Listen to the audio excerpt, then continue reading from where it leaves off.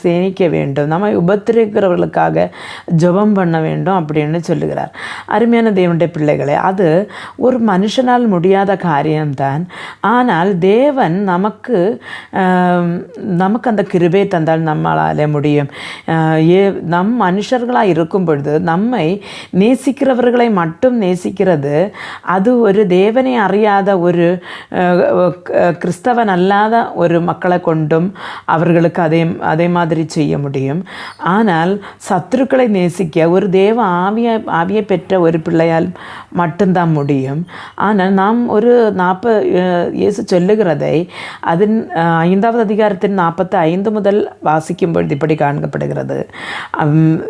இப்படி செய்வதனால் நீங்கள் பரலோகத்தில் இருக்கிற உங்கள் பிதாவுக்கு புத்திரராய் இருப்பீர்கள்.